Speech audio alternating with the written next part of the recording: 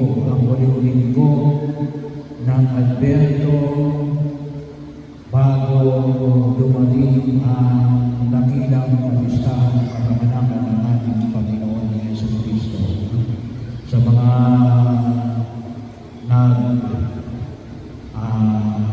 misa ligario o singkong gabi, ay itong ebanghelyo natin ay naging bahagi din ng pagninilay kahapon. Pero yung binigyan natin ng diin ay tungkol sa pagtanggap ng mabuting balita na humahanto sa pagkilos, isang produktibong pagkilos at sa isang makakawang-kawang pagkilos. Ngayon naman ay ebanghelyo pa rin na katulad noong nabanggit ko ang pagdalaw ng mahal na Birhen Maria kay Elizabeth.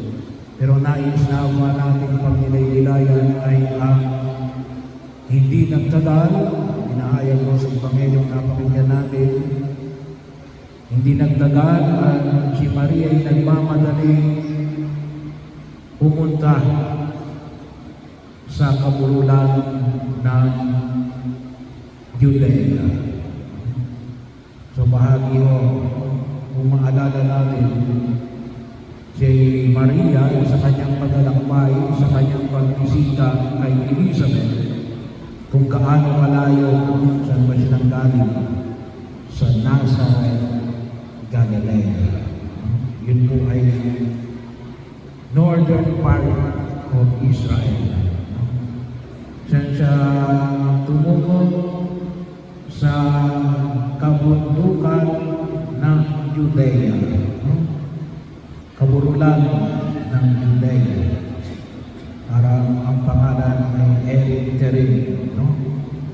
Parang ganun yung pronunciation. Meron nung dalawang magandang simbahan doon, no? Yung simbahan ng Visitation, Church of Visitation, at saka yung Church of St. John the Baptist.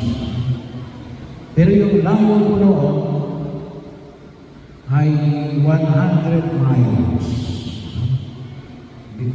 na from Nazareth to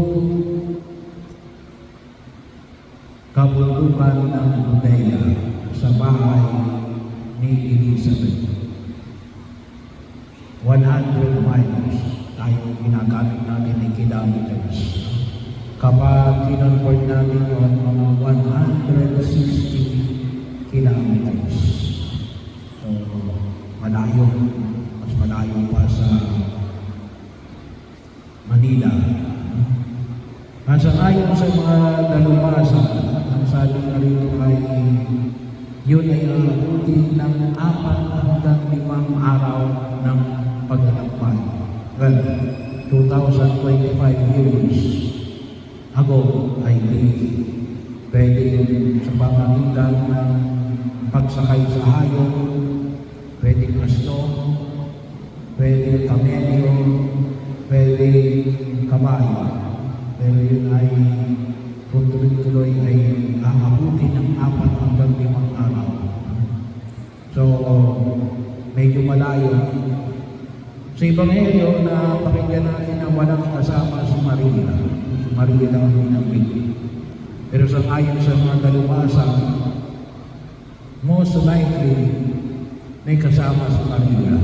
Kasi hindi ho madali ang paglalakbay. Hindi ho katulad ngayon. So, mapanganin ang paglalakbay lalo na sa ganong kalayo na lugar at noong kapanahonan na yun. At maaari, kasi wala naman sa natin, ay maaari sinamahan siya ni San Jose. Pero bahagi yun na kung kapag nakita natin sa ating pagninilay ng hindi nagtagal, nagmamadali lumakad si Maria. Ibig sabihin nagmamadali. Hindi naman yan katulad ni Superman, hindi kaya may transporter na biglaan. 4 na araw na higit o 5 pa yung kanyang paglalakbay. Pero ano ibig sabihin ito na nagmamadali? Sabi nga natin ay napapanahon, timely. Ibig sabihin, bakit? Kasi kailangan ni Elizabeth ng tulong sa gawa ng kanyang katandaan. Gawa ng siya ay manganganak at siya ay, sabi nga, hindi lumalabas ng bahay sapagkat ang akala ng iba ay kung ano na ang mangyari at matanda na lumalaki yung tiyan. Pero sabi nga natin, yun ay timely. Kaya pahalagahan natin yung panahon. Sabi nga ay napapanahon. Parang sinabi rin natin, anin mo ang damo kung patay na ang kabayo. Kaya makahulugan yung pagkilos ni Maria kapag sinabi natin na napapanahon. Kaya bahagi nilo ng ating pagninilay sa araw na ito ay ang pagpapasalamat natin sa biyaya ng panahon na ipinagkakaloob ng Diyos sa atin. Alam nyo, swerte na natin kung tayo ay aabot ng 100 taon. Bahagi o magpasalamat tayo everyday sa biyaya ng buhay. At may siguro kung aabot tayo ng 100 years kung tayo ay malakas pa. So pakinabangan natin yung kasalukuyang panahon. At bahagi yun na kung saan masabi nga natin alin na yun ang isang maliwanag na presensya na nawa ipagpasalamat natin na ang bawat isa ay nasa kasalukuyang panahon. Sabi nga sa ikalawang pagbasa, yung handog na hinihingi para sa kapatawaran ng kasalanan ay pinalitan ng handog na walang iba kundi ang ating Panginoon sa Kristo. Sa wikang Ingles, yung handog ay present. At yun din ang ibig sabihin, yung present tayo na makita natin. Tayo ay mamuhay ng maayos sa pagdating ng ating panahon. Kung minsan may mga kabataan, gusto nila tumanda agad.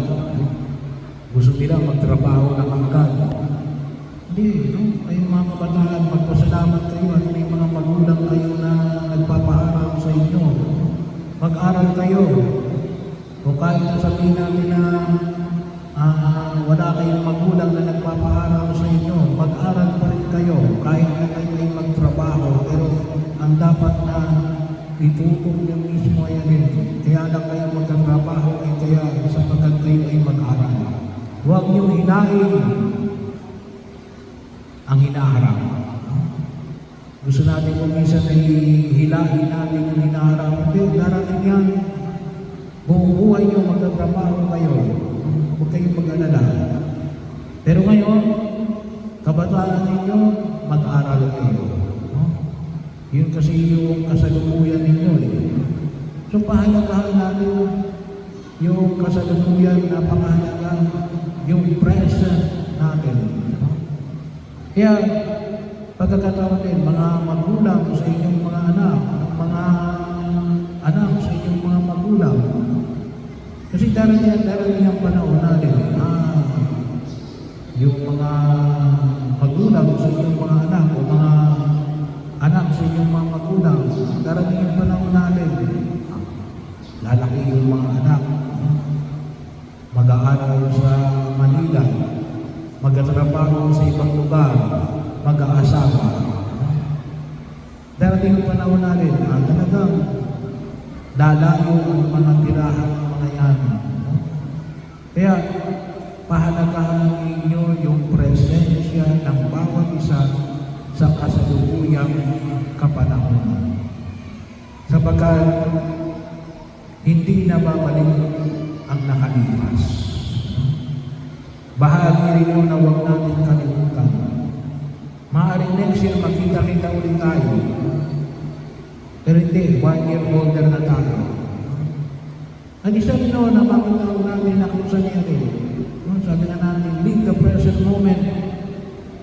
Kaya nga, isang sekreto na nakita rin mo natin dito na kung bakit nagkagalaw sa tuwa ang si San Juan Bautista, ay bakit nakita niya rin yung presensya ni Jesus. Pagkataon, at isa mo, makita natin ni Alin, tanarin ko, huwag tayong maging bilanggo ng nakalipas. Huwag natin hilain ang hinaharap, huwag din tayong makabilanggo sa nakalipas. Sapagkat kung minsan, palagi natin iniisip ay, maiging pa ng kabataan namin. Hindi ka na bata. Tumanda ka na. Magpasalamat ka kung maganda yung iyong nakalipas. Pero huwag mo ikumpara ang nakalipas mo sa kasalukuyan. Kaya kung minsan sinasabi ng mga kabataan, hindi panahon mo pa. Hindi na ngayon ang panahon na ito, iba na yung panahon na ito. Mamuhay ka sa kasalukuyan. Ganun din, may mga tao na hanggang ngayon, hindi nila mapatawad ang nakalipas nila. Bilanggo ng nakaraan. Hindi nila mapatawad ang pangyayari, panahon, mga tao, o maaaring lugar ng kanilang nagdulot sa kanila ng kapigatian. Hindi, tapos na yun. Huwag mo nang pahirapan yung sarili mo. Sabi nga ng mga kabataan niya, move on. Hindi sa kakalimutan mo na sila, maging araw mo sila. Pero huwag mo hayaan naging bilanggo ka ng nakaraan.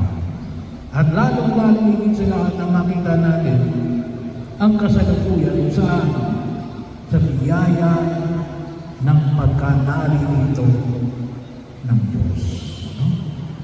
So bahagi yun ay isang dakilang biyaya na pinagkaloob sa ating bilang mga Kristiyanong Katoliko ay yung real presence of Christ, lalong-lalo sa banal na pagdiriwang ng isa, ang pagkatarito ni Jesus sa kasalukuyan. Kaya pahalagahan natin yung pagkatarito sa kasalukuyan. At katulad ni Elizabeth, na dinalaw ni Maria ay tunay na dumanas ng kaligayahan. Bakit? Nakita nila ang presensya ng Diyos na dala-dala ni Maria.